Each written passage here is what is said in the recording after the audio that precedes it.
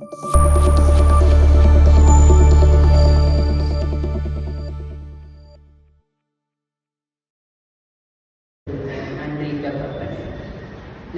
ஆவியானவரே அப்பா, உடைய கடமைகள் மேல் அமர்வதாக அப்பா, நீங்க நேசிக்கிறீங்க ராஜா, எங்கள் மீது அளவுகளை அன்பு வச்சிருக்கீங்க ராஜா.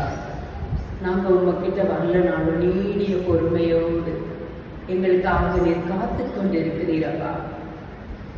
அப்பா, நாங்கள் எவ்வளவு தாமதித்தாலும் ஆண்டவரை நீங்க எங்களுக்காக எவ்வளவு என்கிட்ட வரமாட்டாளான்னு சொல்லி காத்துட்டு இருக்கிற ஆண்டவர், உங்க உள்ளத்தின் கதவை தட்டுகிற ஆண்டவர், உங்களை நேசிக்கிறேன்னு சொல்கிற ஆண்டவர், என் மகளே என் மகனேன்னு கூப்பிடுகிற ஆண்டவர், அந்த சத்தத்துக்கு செவி கொடுக்கும்படியாய் அப்பா வந்திருக்கிற ஒவ்வொருவரையும் நீங்க பேர் பேராக ஆசீர்வதிங்கப்பா. பேர் சொல்லி அழைக்கிற ஆண்டவர் அப்பா, நீர் எவ்வளவு பொறுமையோடு காத்திருக்கிறீரப்பா. எவ்வளவு காலம் தாமதமாய் ஆண்டவரே உடைய சமூகத்தை நோக்கி வந்தாலும் ஆண்டவரை நீர் அன்போடு அழைக்கிற ஆண்டவர், நேசிக்கிற ஆண்டவர். அந்த அன்புக்கு பாத்திரராய் நாங்கள் நடந்து கொள்ள மீதியான நாட்கள்ல நாங்கள் ஆண்டவரை உண்மை மறக்காதபடிக்கு உடைய கரத்தை பிடித்துக் கொண்டு நடக்கிறவர்களாக இருக்க கிருபை கொடுங்க, பலப்படுத்துங்க. இயேசுவின் மூலம் ஜெபிக்கிறேன் நல்ல பிதாவே, ஆமென். இன்றைக்கு நம்ம பார்க்கக்கூடிய பாடம் என்னது? 4வது கனி, நீடிய பொறுமை. அதுவும் கர்த்தரின் நீடிய பொறுமை. அதனாலதான் அந்த 2 பேதுரு 3வது அதிகாரம் 9வது வசனம் வாசிங்க. 2 பேதுரு 3வது அதிகாரம் 9வது வசனம்.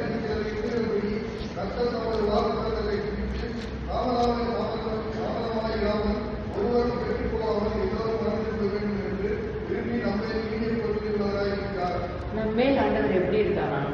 நீடிய பொறுமை உள்ளவராய் இருக்கிறார். எதனால? ஒருவரும் கெட்டு போகாமல். இந்த உலகத்துல உள்ள எல்லாரையும் அவர் என்ன பண்ணிட்டு இருக்கிறாரு? நேசிக்கிறார். அவன் துன்மார்க்கமா இருந்தாலும் சரி, நீதிமானா இருந்தாலும் சரி, ஆண்டவர் என்ன பண்றாரு? நேசிக்கிறார். அதனாலதான் அவர் என்ன பண்றாரு? பொறுமையோடு காத்து கொண்டு இருக்கிற ஆண்டவர். அதனாலதான் கெட்டு போகாமல், ஒருவரும் கெட்டு போகாமல் எல்லாரும் மனம் திரும்ப வேண்டும் என்று விரும்பி நம்மேல் நீடிய பொறுமை உள்ளவராயிருக்கிறார். இதுலதான் ஆபகுக்கு 2:3 நம்ம வாசிக்கும் போது எப்படி இருக்கும்? குறித்த காலத்துக்கு தரிசனம் இன்னும் வைக்கப்பட்டிருக்கிறது, முடிவிலே அது விளங்கும், அது பொய் சொல்லாது, அது தாமதித்தாலும் அதற்கு காத்திரு, அது நிச்சயமாய் வரும், அது தாமதிப்பதில்லை. ஆபகுக்கு தீர்க்கதரிசி ரொம்ப அழகா எழுதியிருக்கிறார். குறித்த காலத்துக்கு தரிசனம் என்ன பண்ணப்பட்டிருக்கு? நமக்கு வைக்கப்பட்டிருக்கிறது, முடிவிலே அது என்ன பண்ணும்? விளங்கும், அது பொய் சொல்லாது, அது தாமதித்தாலும் அதற்கு காத்திரு. நம்மளை சொல்லிட்டாரு ஆண்டவருடைய வருகைக்காக. நம்மள ஆண்டவர் என்ன சொல்றாரு? காத்திருக்க சொல்றாரு. காத்திரு. ஆண்டவர் சொல்கிற காரியம் நிச்சயமாய் நிறைவேறும். உங்களுடைய வாழ்க்கையில ஒருவேளை என்னென்ன காரியங்கள்லாம் ஆண்டவர் வாக்கு பண்ணி இருக்கிறாரோ, இந்த வருடம் ஆரம்பத்துல என்ன பண்ணியிருப்பீங்க? வாக்கு தத்த வசனம் எடுத்திருப்பீங்க. ஆண்டவர் வாக்கு பண்ணி இருப்பார். நிறைய நேரம் ஜெபிச்சு நீங்க பெற்றுக்கொண்டிருப்பீங்க நிறைய காரியங்கள்.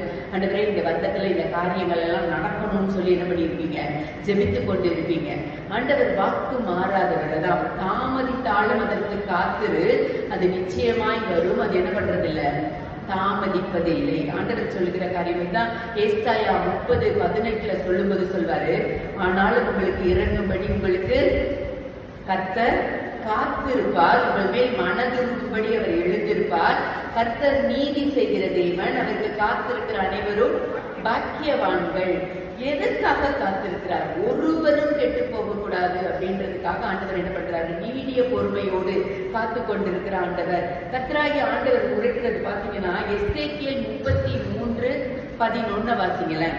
எசேக்கியேல் 33வது அதிகாரம் 11வது வசனம். கர்த்தராகிய ஆண்டவர் உரைக்கிறது என்னவென்றால்,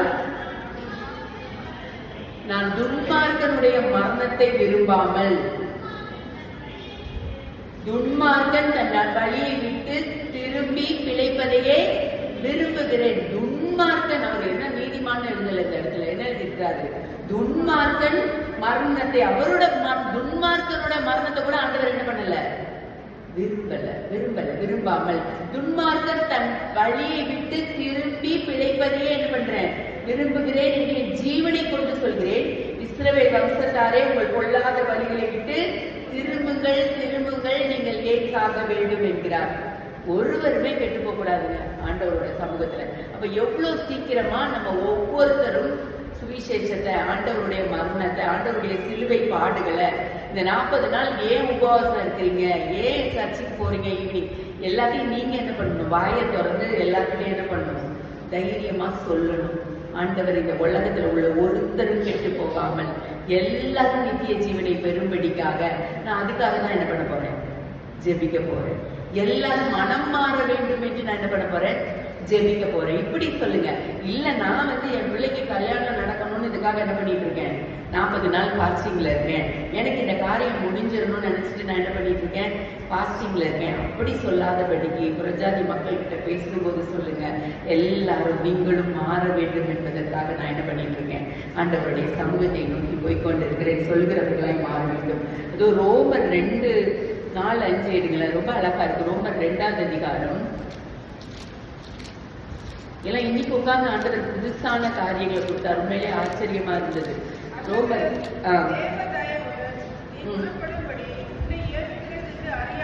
தேவ தயவு உன்னை குணப்படும்படி உன்னை ஏவுகிறது என்று அறியாமல், அவருடைய தயவு, பொறுமை, நீடிய சாந்தம் இவர்களின் ஐஸ்வர்யத்தை அசட்டை பண்ணுகிறாயோ?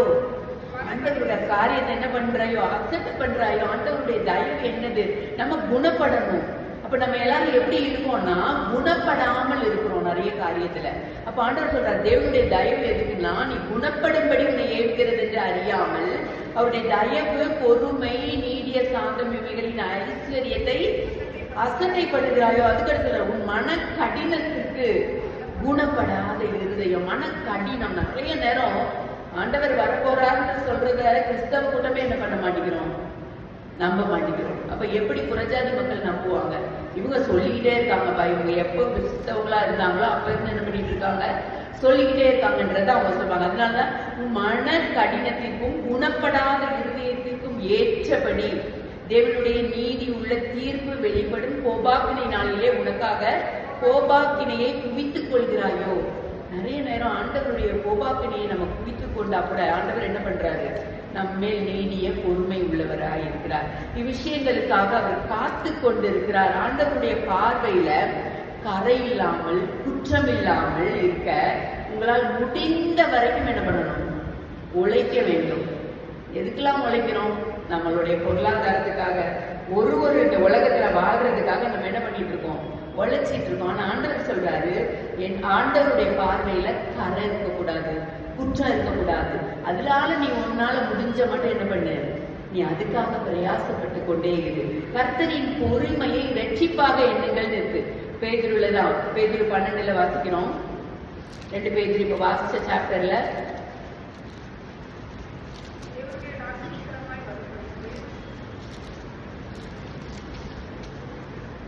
12வது வசனம்.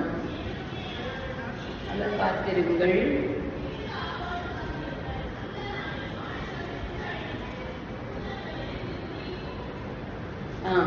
இல்ல 14வது வசனம். ஆகையால் பிரியமானவர்களே, இவைகள் வர காத்திருக்கிற நீங்கள் கரையற்றவர்களும் பிழை இல்லாதவர்களுமாய் சமாதானத்தோட அவர் தன்னில் 15வது வசனம் வாசிங்க. மேலும் கர்த்தராய் நீடிய பொறுமையை இரட்சிப்பென்று எண்ணுங்கள். ஆண்டவருடைய பொறுமையில நம்ம என்ன பண்ணணும்? ரட்சிப்பு அடையணும். அவருடைய ரட்சிப்பு எப்படி இருக்கு? இலவசமா அவர் நமக்கு என்ன பண்றாரு? ரட்சிப்பு கொடுக்கிறாரு. ஆண்டவர் மட்டும்தான் நமக்கு என்ன பண்ண முடியும்? ரட்சிப்பை கொடுக்க முடியும். நம்ம போய் ஒருத்தர் என்ன பண்ண முடியாது? ரட்சிக்க முடியாது. ரட்சிப்பின் வழியில நடத்த முடியுமே தவிர நான் அவங்கள ரட்சித்துட்டேன் அப்படின்னு யாரும் தயவு செஞ்சு சொல்லிடக்கூடாது. ஆண்டவர் மாத்திரமே என்ன பண்ண முடியும்? ரட்சிப்பை கொடுக்க முடியும். அப்ப கர்த்தரின் பொறுமையை ரட்சிப்பாக எண்ணுங்கள். அதனால சங்கீதம் 90 சொல்லப்பட்டிருக்கும் போது, பார்வைக்கு 1000 வருஷம் நேற்று கழிந்த நாள் போலவும் ராட்சாமம் போலவும் இருக்கிறது. இங்க முதல்ல ஆரம்பிச்சோம் 8வது வசனத்துல, கர்த்தருக்கு ஒரு நாள் 1000 வருஷம் மாதிரி இருக்குன்னு சொல்லி. நம்ம இப்ப நினைக்கிறோம் 2000 வருஷம் என்ன பண்ணிட்டோம்? கடந்து வந்திருக்கிறோம். 2025வது ஆண்டு. இந்த 2000 வருஷம் பாத்தீங்கன்னா ஆண்டவருக்கு ஒரு பெரிய வருஷம் கிடையாது. நம்ம தான் என்ன நினைக்கிறோம்? 2025வது வருஷத்துல வந்திருக்கோம்னு. ஆனா ஆண்டவருக்கு இது நீண்ட காலமாக தெரியாது. ஆண்டவருக்கு எப்படி இருக்கு? 1000 வருஷம் ஒரு நாள் மாதிரி தான். ஒரு நாள் மாதிரி அவரோட பார்வையில. அதனால கடவுளுக்கு ஒரு நீண்ட காலம் அல்ல. அதனால நம்ம நினைப்போம் 2000 வருஷத்துல இருந்து உலகம் அழிய போகுதுன்னு சொல்றாங்களே, இன்னும் உலகம் அழியாதது. உள்ள எல்லாம் மடமட வென்று வெந்து அழிந்து போகும். புதிய வானம் புதிய பூமி உண்டாகும் என்று நம்ம என்ன பண்ண போறோம்? காத்திருக்கிற போகிறோம். தாமதம் என்று அழைக்கப்படுவதற்கு ஒரு காரணம் இருக்கிறது. கடவுள் எந்த மனிதனும் அழிந்து போகிறத விரும்புவதில்லை. பாவத்திலிருந்து விலகி ஆண்டவரை முதன்மையாக வைக்கிற காரியம். பாவத்திலிருந்து விலகி ஆண்டவர் தான் ஃபர்ஸ்ட். எத்தனை பேரால் இதை வைக்க முடியும்னு நினைக்கிறீங்க? நம்மளால அன்றாட வாழ்க்கையில நம்ம பார்த்தீங்கன்னா கடவுள் தான் ஃபர்ஸ்ட். நம்ம நிறைய நேரம் ஆண்டவரை விட்டு ஆண்டவரை என்ன பண்ணிடுவோம்? ஆண்டவரே, நான் அந்த வேலையை முடிச்சுட்டு வந்து ஜெபிக்கிறேன், இந்த வேலையெல்லாம் முடிச்சுட்டு வந்து நான் பைபிள் வாசிக்கிறேன், எனக்கு இந்த வேலை ரொம்ப இம்பார்ட்டண்டா இருக்கு அப்படின்னு சொல்லி நிறைய நேரம் ஆண்டவர் நம்மளை அழைக்கும் போது அந்த ஃபர்ஸ்ட் அந்த இடத்த ஆண்டவருக்கு என்ன பண்றது இல்லை, கொடுக்கிறது இல்லை. நம்மளை நாமே தற்பரிசோதனை செய்கிறவர்கள். அதனாலதான் ஆண்டவர் சொல்றாரு, இதற்காக நீ உழைக்க வேண்டும், நிறைய நேரம் தியாகம் பண்ணணும். ஆண்டவர் சொல்லும் போது அவருடைய பாதத்துல உட்காருகிறவர்களாய் இந்த மனிதர்கள் தான் ஆண்டவர் எதிர்பார்த்து காத்து கொண்டிருக்கிறார். அவருக்கு தேவை, அவருக்கு நீங்க தேவை. ஏன் தேவை? இந்த கடைசி காலத்துல ஒருவரும் கெட்டு போகாமல் மனம் மாற செய்வதற்கு நம்ம எல்லாரும் ஆண்டவருக்கு தேவை. எப்படி நமக்கு ஆண்டவர் தேவையோ அதே போல நம்முடைய ஒவ்வொருத்தரும் ஆண்டவருக்கு தேவை. அதனாலதான் ஒருத்தர் மேலும் அவர் கருத்தனை உள்ளவரா இருக்கிறார். அது எத்தனை வயசாயிட்டாலும் அது அவருக்கு பிரச்சனை இல்லை. அவங்களை கொண்டு ஒரு நபரை என்ன பண்ணுவாரு? வழி நடத்துகிறவராய் அவர் மாற்றுவதற்காக தான் நம்ம எல்லாரும் ஆண்டவருக்கு தேவை.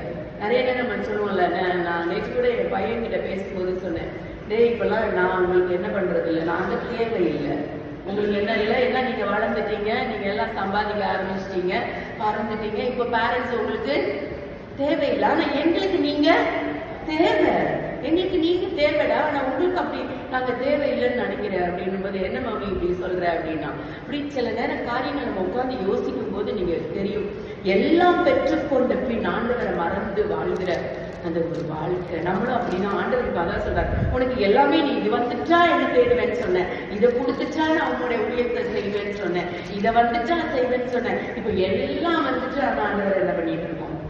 மறந்து போகிற காரியம். அப்ப நம்ம பிள்ளைகள்கிட்ட அன்றாடம் நம்ம பேசுகிற இந்த வார்த்தையை தான் ஆண்டவர் நம்மளோட பேசி நம்ம எதிர்பார்த்து கொண்டு காத்து கொண்டு இருக்கிறார். நான் தான் நினைப்பேன், என் மைண்ட பேசுற அந்த ஒரு வார்த்தையும் நான் கவனிக்கும் போது ஆண்டவர் என்னோடு இடைப்படுகிற வார்த்தை. நீங்க நிறைய நேரம் பாருங்க, ஆண்டவரோட சத்தம் வேணும், ஆண்டவரோட சத்தம் வேணும்ன்றீங்களா? நீங்க பேசுற இந்த வாயின் வார்த்தைகளை உங்களுக்கான வார்த்தையா எடுத்துக்கொள்ளும் போது ஆண்டவர் பேசுகிற வார்த்தை, அவர் நீங்களே பேசுற வார்த்தை. நிறைய நேரம் நான் பைபிள் வாசிச்சுட்டு சில நேரம் அந்த வசனம் திரும்ப பேசும். நான் அந்த வசனத்தை என்ன பண்ணுவேன்? வேலை செய்யறவங்க கிட்ட அப்படியே சமைச்சுக்கிட்டே அதை சொல்லி பார்ப்பேன். சொல்லி பார்க்கும்போது எனக்கு தெரியும் ஆண்டவர் எனக்கு, ஏன்னா அவங்களுக்காக நான் சொல்ல ஆரம்பிப்பேன், ஆனா எனக்கு தெரியும் அந்த வசனம் என்னோட பேசின ஒரு வார்த்தை. அதனாலதான் அந்த இன்னொருத்தரோட நீங்க என்ன பண்ணிட்டே இருக்கணும், ஆண்டவரோட வார்த்தைய பேசி பார்க்கும்போது நீங்க இதெல்லாம் உங்களுக்கு நான் சொல்லித்தரேன். ஆண்டவரோட சத்தம் எப்படி கேட்கும், ஆண்டவரோட வார்த்தை எப்படி நம்மளுக்கு புலப்படும்னா, உங்க வாயில இருந்தே உங்களுக்காக என்ன பண்ணுவீங்க? பேசிக்கிட்டே இருப்பீங்க.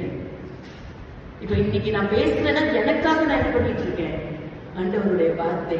ஆண்டவரே, இவ்வளோ காலங்கள் நீங்க எங்களுக்காக காத்துட்டு இருக்கீங்களா? எவ்வளவு நீடிய பொறுமையா காத்துட்டு இருக்கீங்க. எதுக்காக காத்துட்டு இருக்கிறாரு? நம்ம பிள்ளைங்களை எதிர்பார்க்கிறோம். என் பிள்ளை இப்ப வந்துடாதா, ஸ்கூல் முடிஞ்சு இப்ப வந்துடாதா, காலேஜ் முடிஞ்சு இப்ப வந்துடாதா, நான் என்ன பண்ணிடணும்? இப்ப இந்த காஃபியை கொடுத்துடணும், பாலை கொடுத்துடணும், சாப்பாடை கொடுத்துடணும், தூங்க வச்சிடணும், அவங்கள படிக்க வைக்கணும். இதே மாதிரி நான் ஆண்டவர் நம்மள என்ன பண்றாரு? ஐயோ, என் பிள்ளை வரல, என்னோட பாதத்துக்கு வரல, என் பாதத்துக்கு வரல, நான் இதை கொடுக்கணும்னு ஆசையா இருக்கேன், ஆனா என் பாதத்துக்கு என் பிள்ளை என்ன பண்ணல, இன்னும் வரல. இதே உங்களுடைய இந்த பாசத்தையும் இந்த அன்பையும் நீங்க எதுக்கெல்லாம் ஏங்குகிறீங்களோ அந்த ஏக்கத்தையும் அந்த காத்திருப்பையும் நீங்க அப்படியே ஆண்டவர், ஐயோ என் மேல இவ்வளோ கரிசனை உள்ளவரா இருக்கிறாரான்னு நீங்க அந்த உணர்வுள்ள இருதயத்துல சிந்திக்கும் போதுதான் தெரியும், ஆமா ஆண்டவர் என் மேல இவ்வளோ கரிசனை உள்ளவரா இருக்கிறாரு. ரொம்ப அழகாக 2 பேதுரு 3:12 தேவனுடைய நாள் சீக்கிரமாய் வரும்படிக்கு மிகுந்த ஆவலோடு காத்திருங்கள். ஆண்டவருடைய நாள் வரணுங்க. இப்படியே நம்மளுடைய உலகம் போயிட்டே இருக்கக்கூடாது. அந்த புதிய வானம் புதிய பூமி ஆண்டவர் நிறைவேற்றுகிற காரியம். அதனாலதான் யோவான் 14 சொல்றாரு, பயப்படாமலும் கலங்காமலும் இருங்க, நான் உங்களுக்காக ஒரு ஸ்தலத்தை என்ன பண்ண போறேன், ஆயத்தம் பண்ண போறேன். நான் வர்ற வரைக்கும் நீ என்ன பண்ண, அதுல நீ காத்துட்டு. ஆண்டவர் ரொம்ப அழகா அந்த யோவான்ல எழுதும் போது அந்த சீஷர்கள் கூட என்ன பண்ணல, நம்பல. யோவான் 14 எடுங்க. நான் போகிற 4வது வசனம், நான் போகிற இடத்தை அறிந்திருக்கிறீர்கள், வழியையும் அறிந்திருக்கிறீர்கள். தோமா தான் கேட்கிறாரு, போகிற இடத்தை. தோமா அவரை நோக்கி, ஆண்டவரே நீர் போகிற இடத்தை அறியோமே, வழியை நாங்கள் எப்படி அறிவோம்? அதுக்கு தான் ஆண்டவர் சொல்றார், நானே வழியும் சத்தியமும் ஜீவனுமாய் இருக்கிறேன், என்னை அல்லாமல் ஒருவனும் பிதாவினிடத்தில் வரார். என்னை அறிந்தீங்கன்னா பிதாவை அறிஞ்சிருப்பீங்க. எதுக்காக? உங்களுக்காக நான் ஸ்தலத்தை ஆயத்தம் பண்ண போறேன். தோமா இன்னைக்கு இந்தியாவுக்கு வரலன்னா நம்மளாம் ஆண்டவரை என்ன பண்ணிருக்க முடியாது, அறிந்திருக்க முடியாது. சீஷர்கள்ல ஒருவரான அந்த தோமா என்ன பண்ணாரு, நமக்காக இங்க வந்தாரு, சுவிசேஷத்தை சொன்னாரு. அப்படி வாக்கு தத்தத்தின்படி 13வது வசனம் பாருங்க, அப்படி வாக்கு தத்தத்தின்படியே நீதி வாசமாயிருக்கும், புதிய வானங்களும் புதிய பூமியும் உண்டாகும் என்று காத்திருக்கிறோம். இந்த ஏசாயா 65ல இந்த உள்ளதை போன்று ஒரு புதிய வானம் ஒரு புதிய பூமி வரப்போகிறது. ஏசாயா 65 தயவு செஞ்சு வீட்டுல போய் என்ன பண்ணுங்க, அப்படியே பொறுமையா என்ன பண்ணுங்க, வாசிச்சு பாருங்க. அதுல 17வது வசனம், இதோ நான் புதிய வானத்தையும் புதிய பூமியும் சிருஷ்டிக்கிறேன், முந்தினவைகள் இனி நினைக்கப்படுவதில்லை, மனதிலே தோன்றுவதும் இல்லை அப்படின்னு சொல்லிட்டு அந்த 21வது வசனத்துல பாருங்களேன், வீடுகளை கட்டி அவைகளில் குடியிருப்பீர்கள், திராட்சை தோட்டங்களை நாட்டி அவைகளின் கனியை புசிப்பார்கள். அவர்கள் கட்டுகிறதும் வேறொருவர் குடியிருக்கிறதும் அவர்கள் நாட்டுகிறதும் வேறொருவர் கனி புசிக்கிறதுமா இருப்ப இல்லை. இன்னைக்கு ஒருத்தர் வீடு கட்டுறாங்க, வேற யாரோ வந்து என்ன பண்றாங்க, அனுபவிக்கிறாங்க. நம்ம தாத்தா காலத்தை, நம்மளுடைய தாத்தாவோட அப்பா காலத்தை யோசிச்சு பாருங்களேன், எவ்வளவு அழகா உருவாக்கி இருப்பாங்க. இன்னைக்கு அது இருக்குதான்னு பார்த்தா நம்ம சொல்லிக்க வேண்டியதான், இது எங்க தாத்தா வீடு, தாத்தாவுக்கு அப்பா வீடு, அம்மா வீடுன்னு. அப்ப நீங்க யோசிச்சு பாருங்க, இன்னைக்கு நம்ம கட்டியிருக்கிற வீடு இன்னும் அந்த அடுத்த தலைமுறைகள்ல இருக்குமா? நம்ம திரும்பி பார்க்கும்போது அந்த 3ஆம் தலைமுறையை நம்மளால என்ன பண்ண முடியல, பார்க்க முடியல. நம்ம தாத்தா பாட்டி இப்படியா நினைச்சு வீடெல்லாம் கட்டி சொத்தெல்லாம் சேர்த்து வச்சிருப்பாங்க. ஈஸியா என்ன பண்ணிடுறாங்க, பிள்ளைங்க வித்துட்டு அவங்க போயிடுவாங்க. உண்மையிலே இதெல்லாம் நினைக்கும் போது பயங்கர கலக்கம். எதுக்காக இவ்வளவு பிரயாசப்படணும் இந்த உலகத்துல? நித்திய ஜீவனை இழந்துட்டு இதுக்காக ஓடி ஓடி பிரயாசப்பட்டு அடுத்த தலைமுறை கூட அதை என்ன பண்ணியிருக்காரு, அதோட வழி தெரியாது. ஆண்டவர் அதான் சொல்லி தர்றாரு நமக்கு, என்னோட வழி உனக்கு புரியலையா, இதே வழிதான். யோசிச்சு பாருங்க, சொத்து சேர்த்து வச்சிருக்கவங்களா யோசிச்சு பாருங்க, பிள்ளைங்க நாளைக்கு வந்து அதை ஆளுவாங்களான்னா ஆள மாட்டாங்க, இருக்காது. ஏன்னு கேட்டா அவங்க உருவாக்குகிற காரியம் தான் அவங்களுக்கு எப்படி இருக்கும், பெருசா இருக்கும். இதை விட்டுட்டு இன்னொரு இடத்துல அவங்க புதுசா கட்டி நான் உருவாக்குனேன் அப்படின்னு சொல்றது அவங்களுக்கு எப்படி இருக்கும், பெருமையா இருக்கும். அப்ப ஆண்டவர் இன்றைக்கு நம்மளை எப்படி நித்திய ஜீவனை நீ இழந்து உன்னுடைய காலத்தையும் நேரத்தையும் நீ என்ன பண்ணிட்டு இருக்க, வீணாக்கிட்டு இருக்கோம். எதுக்காக பிரயாசப்பட்டு ஓடிக்கொண்டு இருக்கிறோம்? திரும்பி பார்த்தா பயமா இருக்கு. திரும்பி பார்த்தா உண்மையிலே எதுக்காக பிரயாசப்படுறோம்? இந்த நித்திய ஜீவன். அதனாலதான் அவர் சொல்றாரு, ஒருத்தர் சொல்றான், ஆண்டவரே நான் உங்களுடைய பிரமாணத்தை எல்லாம் நான் என்ன பண்ணியிருக்கேன், எல்லாம் எனக்கு தெரியும், எல்லாத்தையும் நான் கற்றுக் கொண்டிருக்கிறேன், எல்லாம் எனக்கு தெரியும், எல்லாத்தையும் விட்டுட்டு என்னை பின்பற்றி வா அப்படின்றாரு. அவன் என்ன போயிடுறான், திரும்பி போயிடுறான். இன்னைக்கு ஒவ்வொரு மனிதனுடைய நிலைமையும் அதான். இன்னைக்கு நம்மளை பார்த்து எல்லாத்தையும் முடிச்சுட்டு வா அப்படின்னா நம்மளால என்ன பண்ண முடியாது, போக முடியாது. அப்ப அந்த மனநிலைக்குள்ள வரணும்னா ஆண்டவரோடு உள்ள அந்த ரிலேஷன்ஷிப், உள்ளான அந்த ஒரு காத்திருப்பு, டெய்லி காத்திருக்கிற காரியம், அவரோட பாதத்துல டெய்லி காத்துட்டு இருக்கிற காரியம். எப்படி உங்க பிள்ளைகளுக்காக நீங்க டெய்லி காத்துட்டு இருக்கீங்களோ, அதே போல அதே மனநிலையோடு அதே அன்போடு அந்த உள்ளான மனநிலையோடு காத்திருக்க சொல்கிறார் ஆண்டவர். ஆண்டவர் நமக்காக என்ன பண்ணி இருக்கிறாரு, காத்துட்டு இருக்கிறார். அவரு காத்துட்டு இருக்கிறார். ஏன்னா நம்ம எல்லாம் அவரோட பிள்ளைகள், ஆனா பிள்ளைகள் எப்படி இருக்கிறோம், கடின உள்ளம். நமக்கு தெரியவே இல்லை, அந்த பாசம் தெரியவே இல்லை. நம்ம பிள்ளைங்களுக்கு நம்மளுடைய பாசம் தெரியுமானா தெரியாது. நம்ம திடீர்னு கோபத்துல திட்டுறது மட்டும்தான் என்ன பண்ணும், திட்டுறாங்க அப்படின்றது தெரியும். ஆனா எதனால திட்டுறோம்னா உள்ளான அந்த அன்பு இல்ல, அப்படிதானே இல்லையா? எல்லாரும் ஒரு மாதிரி பாக்குறீங்க, என்ன உள்ளான அன்புலதான் என்ன பண்ணிட்டு இருக்கோம், அப்படியே பேசுறோம். ஆனா ஆண்டவரும் அதுதான் நம்மள சில நேரம் அப்படியே கண்டித்து கொள்ளும் போது நமக்கு அப்படியே சிச்சியா, தகப்பன் சிச்சியாத புத்திரன் உண்டோ, அப்படி சிச்சிக்கலன்னா நம்மளாம் வேசி பிள்ளைகளா இருப்போமா? ஆண்டவர் அதனாலதான் சின்ன சின்ன கவலைகள், பிரச்சனைகள், உலகத்துல பாடுகள் இதெல்லாம் கொடுத்து என்ன பண்ணிட்டே இருக்காரு, நம்மள அப்படியே மோல்டு பண்ணிக்கிட்டே இருக்கிறார். அவர் சிச்சியை கொடுத்தானா அவர்கிட்டயே நம்ம இருப்போம். நம்ம திட்டலன்னா அவரை விட்டு என்ன பண்ணிடுவோம், தூரமா போயிடுவோம். நம்ம பிள்ளைங்களை திட்டலைன்னா நம்ம பிள்ளைங்களும் நம்மளை விட்டு என்ன பண்ணிடுவாங்க, தூரமா போயிட்டே இருப்பாங்க. அப்ப அவங்களை கூப்பிட்டு கண்டிஷன் பண்ணிக்கிட்டே இருக்கும். அதே போலதான் ஆண்டவர் நம்மளை கூப்பிட்டு சில சிச்சைகளையும் சில பாடுகளையும் கொடுத்து என் பாதத்துல காத்திரு மகளே, காத்திரு மகனே சொல்கிற அந்த காரியங்கள், அவருடைய அந்த பாருங்க, இயேசுவின் வருகைக்காக காத்திருக்கிறோம். அவர் வரும்போது விஷயங்கள் வித்தியாசமாக இருக்கும். நம்முடைய வாழ்க்கையை எப்படி இருக்குமா, மாறி இருக்குமா? அந்த வாழ்க்கையை யோசிச்சு பாருங்களேன். இந்த உலக காரியங்கள்ல இருந்து விடுபட்டு நம்ம அவருக்காக காத்திருக்கிற வாழ்க்கை எப்படிப்பட்டதான ஒரு வாழ்க்கையா இருக்கும். எல்லாரும் ஒருத்தர் மாறுறது ஒரு பெரிய விஷயம் இல்லை. இந்த எல்லாரும் மாறும்போது இந்த உலகம் எப்படி இருக்கும்? இந்த சபையில உள்ள எல்லாரும் ஆண்டவருக்காக காத்திருக்கிறோம் அப்படின்னா எப்படி இருக்கும் சபை? அந்த நாளுக்காக தான் ஆண்டவர் காத்திருக்கிறார். ஒருத்தர் கூட கெட்டு போக கூடாது. எல்லாரும் வரும் ஆண்டவருடைய சமூகத்தை நோக்கி. ஏன் வரமாட்டேங்கிறாங்க? ஏன் அந்த உணர்வுள்ள இருந்தங்கள் இல்லை, அந்த பயம் இல்லை, ஆண்டவரை குறித்து அறிகிற அறிவு இல்லை. அவர் எவ்வளவு தெரிஞ்சுக்கிட்டா. அதான் நேற்று நாங்க ஒரு மீட்டிங் நடத்தும் போது அவங்க சொன்னாங்க, ஒருத்தங்க அந்த ஒரு தரிசனம் கொடுத்தாங்க. எல்லாருக்காகவும் ஒரு சுருள் என்ன பண்ணப்பட்டிருக்கு, வைக்கப்பட்டிருக்கிறது. அந்த சுருளை எடுத்து நம்ம திறந்து பார்த்தோம்னா அவர் ஆண்டவர் நமக்கு கொடுக்கிற அந்த வேலை நமக்கு தெரியும். அப்போ நம்ம அந்த உலகத்துக்காக பாடுபடுறோம் பாருங்க, அது ஆட்டோமேட்டிக்கா என்ன ஆயிடும், சரியாயிடும். ஆனா யாருமே அந்த சுருளை எடுக்கிறதுக்கு தயாரா இல்லை. யாருமே அந்த சுருளை எடுக்கிறதுக்கு ஆண்டவர் ஒருத்தரை குறித்தும் ஒரு சுருள் எழுதி என்ன பண்ணிருக்கிறாரு, வச்சிருக்கிறாரு. இந்த பிள்ளை இதை எடுக்கிறாதா, இதை திறந்து வாசிக்கிறாதா, என்னோட திட்டத்தை நிறைவேற்றி விடாதா? இல்ல நாம் அவருக்கு ஊழியம் செய்தால் பிதாவானவர் நம்மளை என்ன பண்ணுவாரு, கனம் பண்ணுகிற காரியம். இதெல்லாம் தெரிய மாட்டேங்குது. இதெல்லாம் வார்த்தை, இது ஆண்டவருடைய சமூகத்துல இருந்து வருகிற வெடிகுண்டு போல உள்ள வார்த்தைகள். பிதா கனம் பண்ணணும்னா நம்ம எல்லாம் எவ்வளவு பெரிய ஸ்லாக்கியம் பெற்றிருக்கணும், எவ்வளவு பெரிய காரியங்களை பெற்றிருக்கணும். கர்த்தருடைய வசனம் மட்டுமே மனிதனுடைய இருதயத்தை மாற்றக்கூடியதா, உயிர்ப்பிக்கக்கூடியதா இருக்குது. ஆண்டவருடைய வசனம் மட்டும்தான் ஒரு மனுஷனை என்ன பண்ண முடியும், மாற்ற முடியும், உயிர்ப்பிக்க முடியும். வேத வசனங்கள் மூலமாக மறுபடியும் நம்மளை பிறக்க வைக்கிற ஆண்டவர். ஆண்டவர் உங்களை நேசிப்பதை உங்களால் தடுக்கவே முடியாது. நீங்க எப்படி உங்க பிள்ளையை நேசிக்கிறது உங்க பிள்ளை உங்களை தடுக்க முடியாதோ, அதே போல ஆண்டவர் நேசிக்கிறத நம்மளால என்ன பண்ண முடியாது, தடுக்க முடியாது. அது எப்படின்னா, மழை பெய்யும் போது கொடைய வேணா பிடிச்சு தடுத்துக்கலாம், அது மாதிரிதான் எதையாவது வச்சு தடுத்துக்கலாம். ஆனா மழை என்ன பண்ணதான் செய்யும், பெய்யதான் செய்யும்.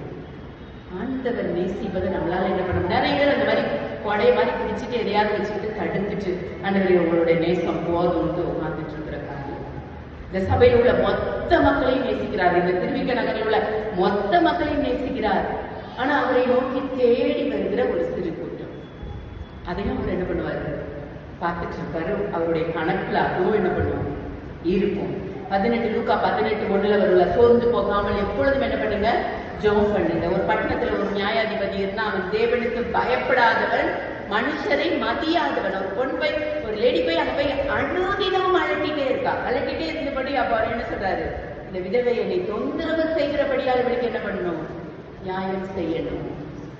ஆண்டவரை நம்ம போய் தொந்தரவு செய்யணும். ஏன் தொந்தரவு செய்யணும், சீக்கிரம் வந்துருங்கப்பா, இப்படி வருக சீக்கிரமா இருக்கட்டும். நாங்க அந்த 1000 வருஷ அரசாட்சியை நாங்க என்ன பண்ணணும், பார்க்கணும். ஆண்டவர் எத்தனை பேருக்கு அந்த வாஞ்சை இருக்கு. நிறைய வயசானவங்களுக்குலாம் ஐயோ மரணமா வேண்டாம், இன்னும் கொஞ்ச நாள் என்ன பண்ணணும்.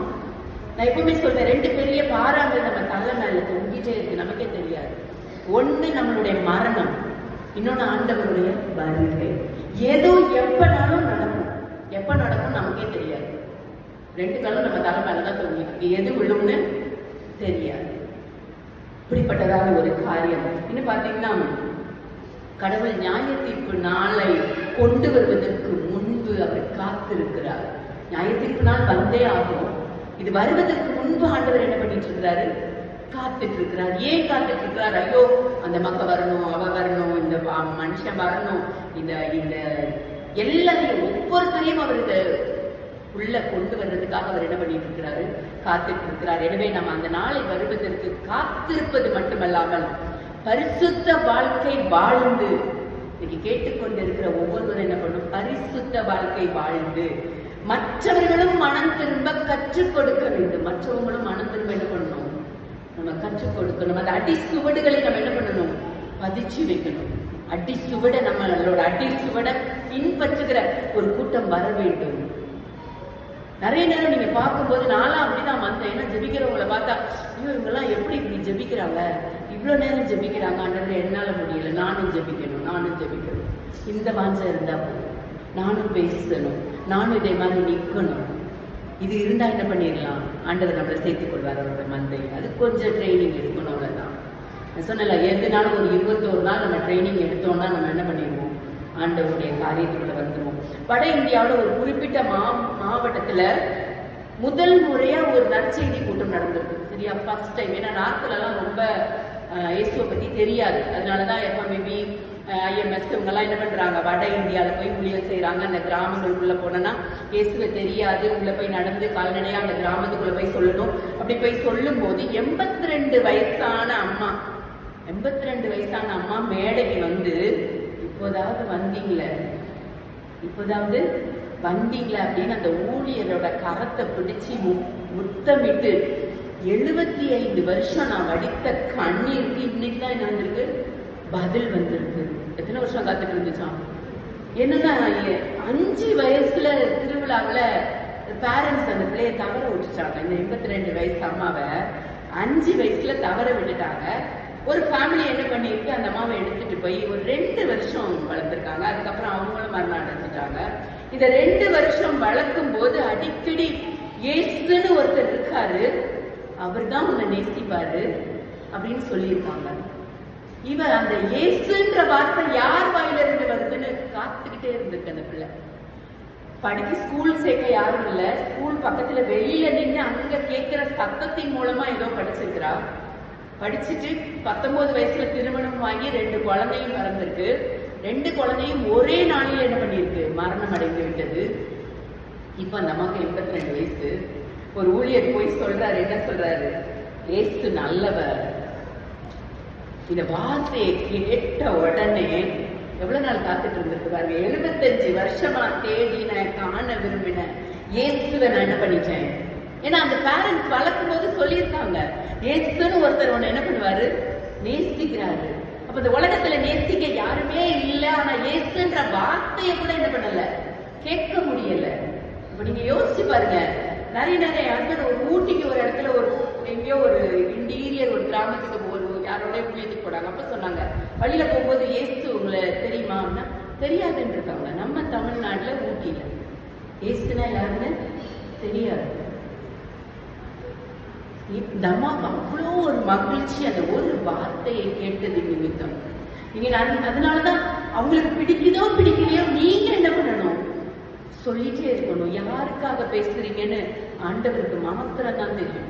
உங்களை கொண்டு, உங்களை வாயாக பயன்படுத்தி, எப்படி மோசே சொல்றாரு, நான் திக்குவாயும் வந்து நான் உள்ளவன், எனக்கு இதெல்லாம் தெரியாது, உனக்கு வாய ஆர்வம் இருக்குமா? எப்படியெல்லாம் ஆண்டவர் வந்து ஆபிரகாம் காலத்துல இருந்தே, ஐயோ இவன் எனக்காக நிற்க மாட்டானா, இவன் நிற்க மாட்டானா, ஆதாம் ஏவாள்ல இருந்து என்ன பண்ணாங்க? ஒரு பலியை போட்டோடனே ஐயோ நான் செய்யல, என் மனைவி நான் செஞ்சேன்.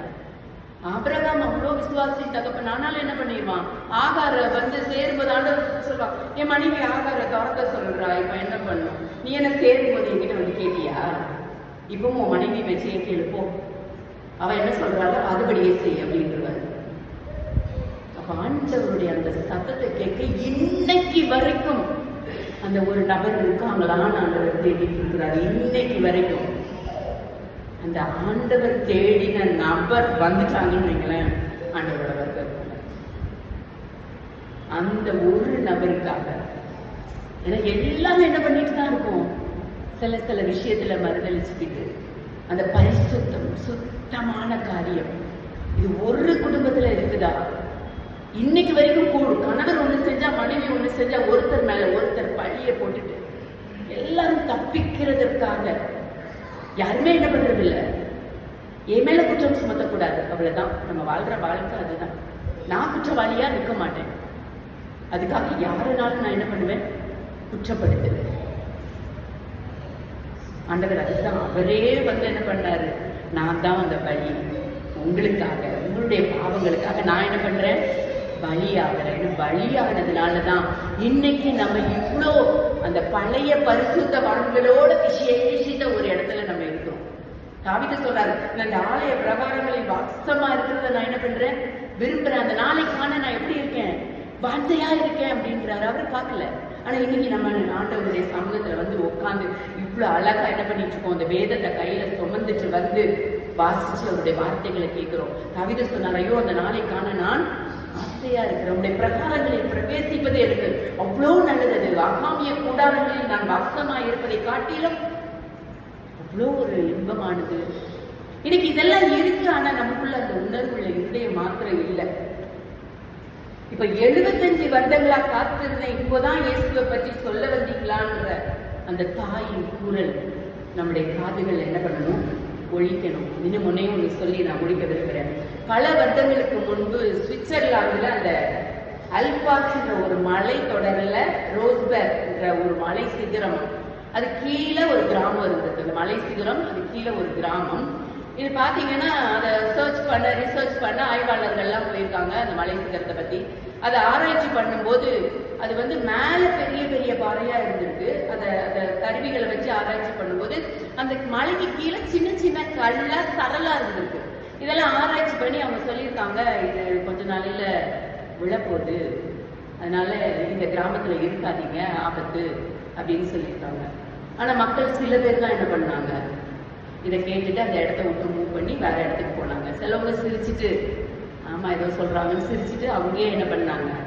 வாழ ஆரம்பிச்சாங்க. ஒரு வாரம் போச்சு, ஒரு மாசம் போச்சு, சில வருடங்கள் கழிந்தது. ஒரு 19 ஆண்டு கழிச்சு அதே மாதிரி அந்த மலை விழுந்து இந்த கிராமமே என்ன பண்ணிடுச்சு? அழிந்து போனது. இன்னைக்கு வயநாட்டுல அப்படிதான் ஒரு கிராமம் என்ன பண்ணிடுச்சு? அழிந்து போயிடுச்சு.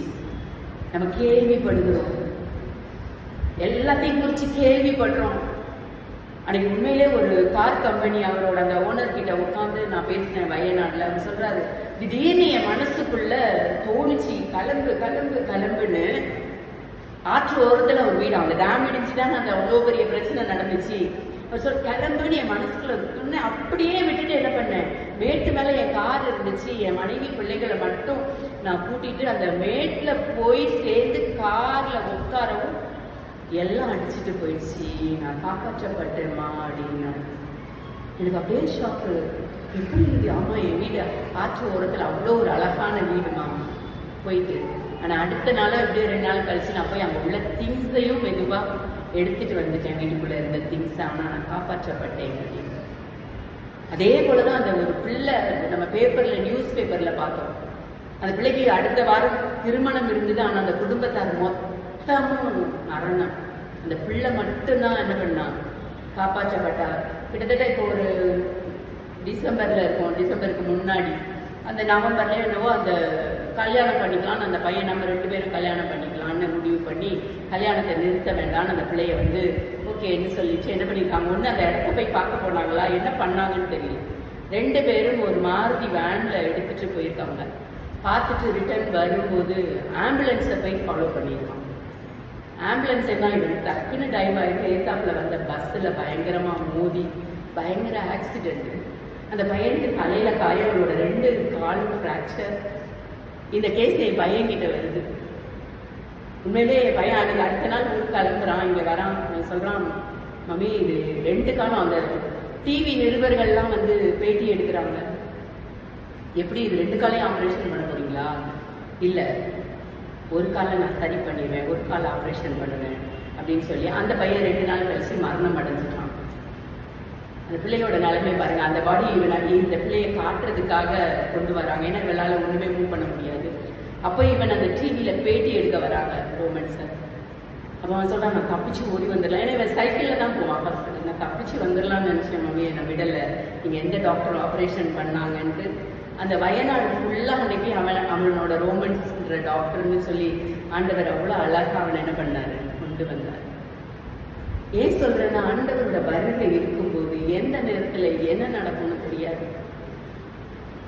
வயநாடை நம்ம இப்போ ரீசெண்டா இதை பார்த்தோம் இல்ல, கேரளால அழிந்து போன மக்கள் கூட்டம். ஐயோ, நாங்க காப்பாற்றப்பட்ட ஒரு சர்ச்சில் நாங்க போய் பேசியிருக்கேன், வயநாடு சர்ச்சில் சிஎஸ்ஐல. உண்மையிலே அங்க போகும்போது தான் தெரிஞ்சது, அவ்வளோ குடும்பங்கள் அங்க பக்கத்துல நியர்பை இல்ல, காணாம போயிட்டாங்க. அதனால ஆண்டவருடைய வருகைக்காக நம்ம என்ன பண்ணணும், ரொம்ப ஆயத்தமா இருக்கணும். தேவன் அவனுடைய கிரியைக்கு தக்கதாக அவனவனுக்கு பலன் அளிக்கிற ஆண்டவர். இந்த காலத்தை கருத்தோடு பயன்படுத்தணும். இந்த காலத்தை மிஸ் பண்ணிட்டோம்னா இன்னொரு காலம் இப்படி நமக்கு கிடைக்காது. இப்படிப்பட்டதான காலம் நமக்கு கிடைக்காது. ஆண்டவருடைய பாதத்துல காத்திருக்கணும் மட்டும் டிசைட் பண்ணுங்க. ஒரு நாளைக்கு அந்த எத்தனை அவர் உட்கார போறீங்க, ஒரு 10 நிமிஷம் நீங்க உட்கார்ந்தா கூட அந்த முழு உள்ளத்தோடு, முழு ஆத்மாவோடு, முழு பலத்தோடு அவர்கிட்ட மாத்திரம் அன்பு கூறுகிற அந்த கிருபை. போனெல்லாம் தூக்கி வச்சிருங்க. ஆண்டவர் அதை தான் எதிர்பார்த்து காத்துட்டு இருக்கிறாரு.